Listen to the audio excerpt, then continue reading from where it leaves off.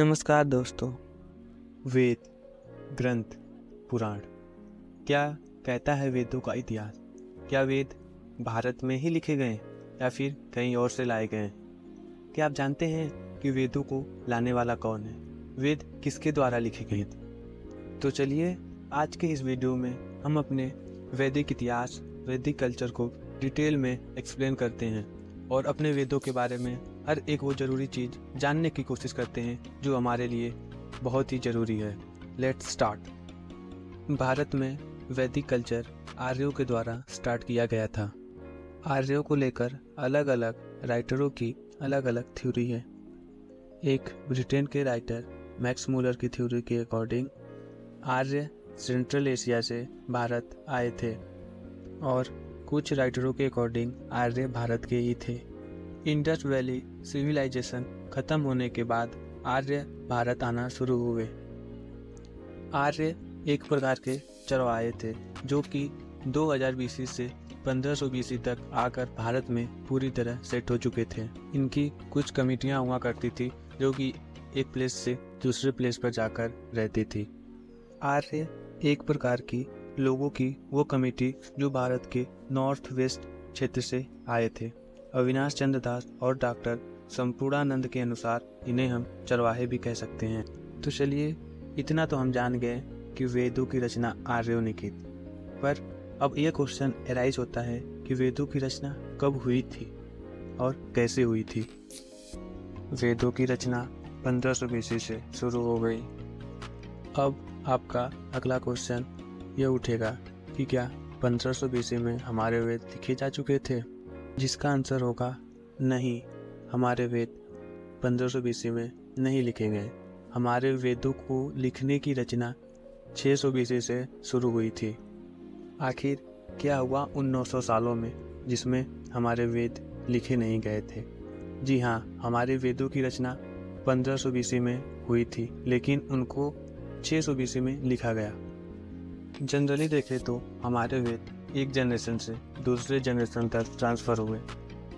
उन 900 सालों के बीच का गैप हम बिल्कुल इजी वे में समझते हैं कि आखिर उन 900 सालों में हमारे वेद ट्रांसफ़र कैसे हुए एक जनरेशन से लेकर दूसरी जनरेशन तक। जैसे आपके दादाजी ने आपके पापा को कुछ बताया, आपके पापा ने वही चीज़ आपको बताई, आपने वही चीज़ अपने बेटे को बताई और आपके बेटे ने वही चीज़ अपने बेटे को बताई और फिर उसके बेटे ने उस चीज़ को कहीं लिख दिया।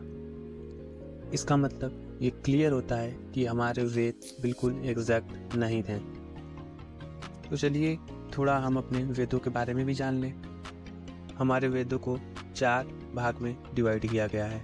पहला भाग ऋग्वेद, सेकंड यजुर्वेद, थर्ड सामवेद और फोर्थ अथर्ववेद।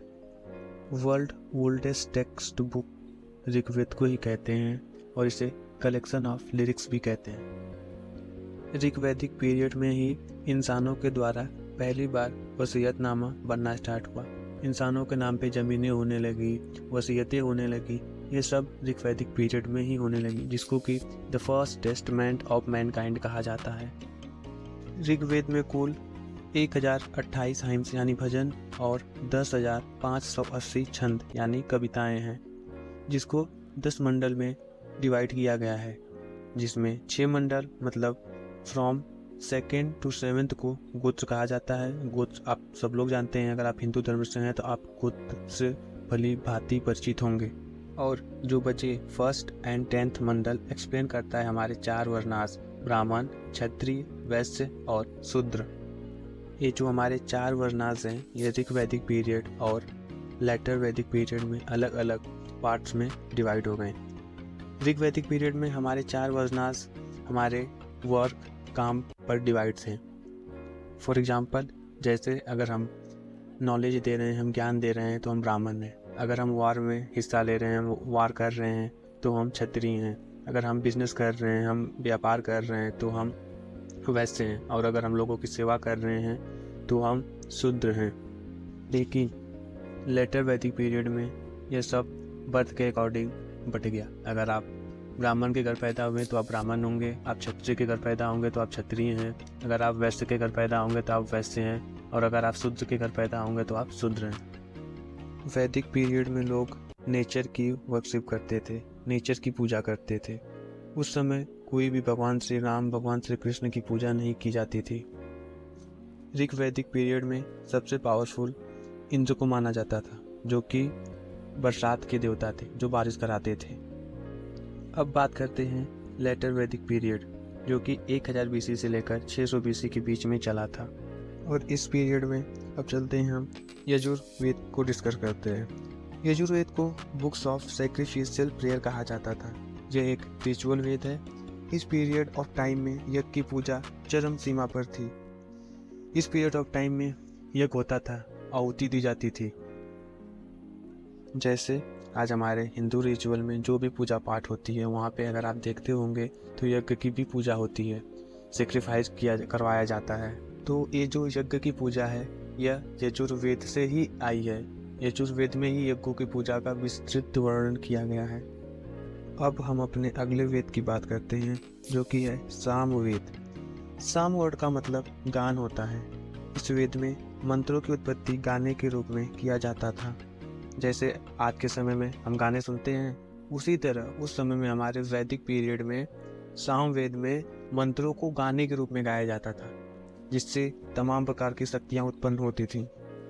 सामवेद में लोग भगवान सूर्य की पूजा अर्चना किया करते हैं। सामवेद को बुक्स ऑफ चैंट्स यानी कि मंत्रों की किताब कहते हैं, जिसमें 1549 वर्सेस यानी 1549 कविताएं हैं। और अब हम अपने चौथे वेद अथर्ववेद की बात करते हैं। अथर्ववेद बुक्स ऑफ मैजिकल फॉर्मूले, जादुई किताब, जादू की किताब है।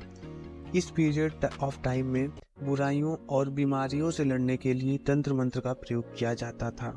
जैसे अभी अगर आपकी तबीयत खराब होगी तो आप हॉस्पिटल जाएंगे, डॉक्टर के पास जाएंगे, डॉक्टर आपको मेडिसिन देगा और आप सही हो जाएंगे। और उस समय में तो हमारे पास डॉक्टर नहीं हुआ करते थे, उस समय वैद्य हुआ करते थे। तो उस समय अगर इंसान की तबीयत खराब हो तो वो क्या करे, तो वह अथर्ववेद में लिखा गया है कि उस समय जादुई तंत्र मंत्र से हम अपनी बुराइयों को सही किया करते थे, बीमारियों को सही किया करते थे। तो सोचिए, हमारे वेदों में उस समय बिना किसी टेक्नोलॉजी का यूज किए इतने सारे ग्रंथों की रचना कर दी गई थी, जिसकी आप कल्पना भी नहीं कर सकते। आपका क्या ओपिनियन है हमारे वेदों को लेकर? कमेंट बॉक्स में अपनी राय जरूर दें। उम्मीद करता हूँ आपको ये वीडियो पसंद आया होगा। ऐसे ही इन्फॉर्मेटिव वीडियो देखने के लिए बने रहें हमारे चैनल से। धन्यवाद।